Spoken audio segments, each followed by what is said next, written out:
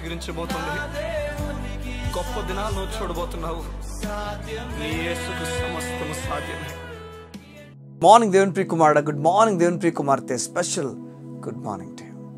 ఈ ఉదయం దేవుడు నీతో మాట్లాడి చెప్తున్నాడు, ఆదం అవ్వ మోసపోయిన విషయాన్ని నీ జ్ఞాపకం చేస్తున్నాడు.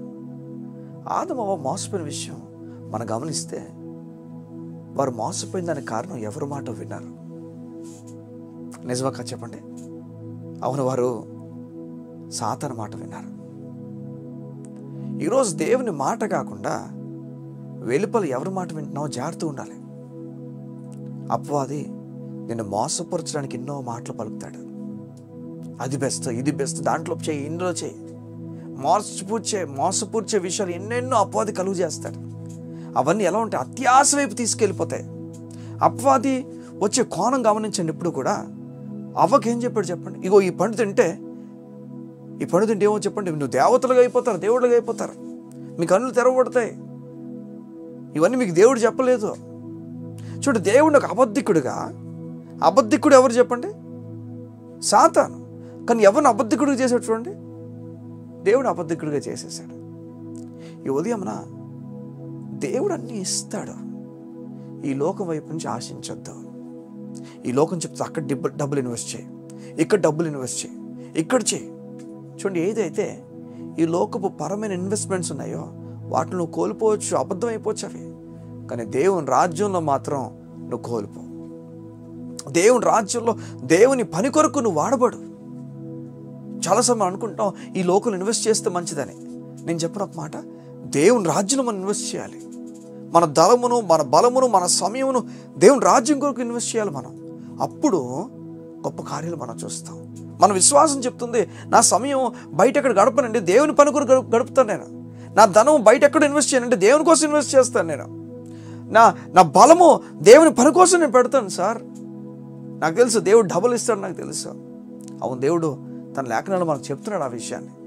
నువ్వు చేసినప్పుడు ఆయన కోసం నువ్వు ఏది చేసినా అది డబుల్ నీకు ఇస్తా అని చెప్తున్నాడు కదా. ఈ ఉదయం దేవుడు నీతో మాట్లాడి చెప్తున్నాడు, నీ జీవితంలో ఎవరెవరు మాటలు వినొద్దు. ఆ మాటలు వినడం వలన మనందరూ నేలకు పడిపోయాం. ఓ దేవునికి మహిమ. ఆ నేలకు పడిపోయిన మనతో మాట్లాడడానికి యేసు ఇదే నేలకు దిగి ఇప్పుడు ఆయన మాటలు అందించాడు మనందరికీ. మునుపట మనందరం ప్రవక్తల నోట్ల నుంచి మాటలు విన్నామట. అయితే ఆఖరి దినాల్లో తన కుమారుడే మనతో మాట్లాడుతున్నాడు, దేవుని లేఖనాలు చెప్తున్నాయి. సంగమా, ఈ ఉదయం దేవుడు నీతో మాట్లాడుతున్నాడు, యేసయ్య నీతో మాట్లాడుతున్నాడు, సూటిగా చెప్తున్నాడు, నేను నీతో మాట్లాడుతున్నాను, ఈ విషయాలు విన్న గొప్ప కార్యాలు నువ్వు చూస్తావు. నువ్వు పాపివి కాదు, నీతిమంతురాలువి, దేవుని పక్కన కూర్చొని పెట్టబడ్డావు. తన సొంత కుమారుడు నీకు ఇచ్చాడు. దేవుడు చెప్తున్నాడు, నా కుమారుడికి దానంగా ఇచ్చేసాను, నువ్వు మరణించాలి, నీ పాప నిమిత్తం నువ్వు చనిపోవాలి, నా కొడుకుని చంపేసుకున్నా నేను నీకు బదులుగా.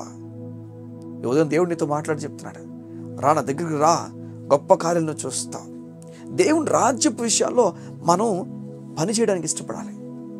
సగం ఈ మధ్యకాలంలో దేవుని పని కొరకు నువ్వు ఏదైనా చేసావా? నీ సమయాన్ని, నీ బలాన్ని, నీ ధనాన్ని దేవుని రాజ్యం కోసం వెచ్చించావా? నిజమిది, వెచ్చించాలి. సమయాన్ని, ధనాన్ని, బలాన్ని దేవుని కోసం మనం పెట్టాలి. నేను చెప్తున్నాను, దేవుని కోసం పెట్టినప్పుడు అమ్మ నేను దేవునికి ఇవ్వగలిగాను. చూడండి, ఒక గొప్ప ధనవంతుడికి ఎవరు ఇవ్వగలరు చెప్పండి? కానీ ఇది కృప మనకి ఇవ్వబడుతుంది. ధనవంతుడైన దేవునికి మనం ఇచ్చే అనుగ్రహం చూడండి, అది కృప మనకి ఇవ్వబడుతుంది.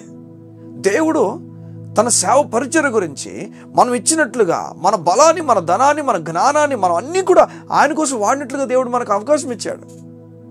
ఈ లోకం గురించి వాడుతున్నావేమో, నువ్వు దేవుని గురించి వాడడానికి ఇష్టపడు. గొప్ప కార్యాలు నువ్వు చూస్తావు. కళ్ళు మూసుకుంటావా? ఈ ఉదయం నీ గురించి, నీ కుటుంబం గురించి ప్రార్థన చేయడానికి ఇష్టపడుతున్నాను. మా ప్రియ పరలోకపు తండ్రి, నీకు వందనాలు.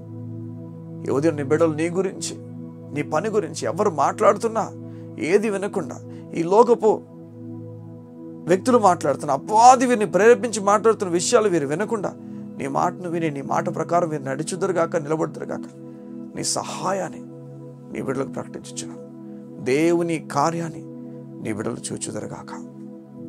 గొప్ప కార్యముతో నీ బిడ్డలు నడిపించండి యేసునామములో. మా తండ్రి, గొప్ప కార్యాలు నీ బిడ్డలు చూచినట్లుగా సహాయం అనుగ్రహించండి. ఏ విషయాలైతే నీ బిడ్డలు అలసిపోయి ముందుకు అడుగు వేయలేకపోతున్నారో, ఏ విషయాలైతే ఇది నేను వెళ్ళాలో వద్దో అర్థం కాక నలిగిపోతున్నాను. వాటన్నిటి విషయాల్లో నీ బిడ్డలను గొప్పగా నడిపించండి. యేసునామములో ఘనమైన కార్యాలు నీ బిడ్డలు జరిగించమని కోరుతూ యేసయ్య నామమున ప్రార్థించుచున్నాము తండ్రి. ఆమేన్, ఆమేన్. గొప్ప కార్యాలు దేవుని కోసం చేయబోతున్నాడు. ఆయన మీద ఆధారపడి ముందుకెళ్ళడానికి ఇష్టపడు. God bless you. See you tomorrow.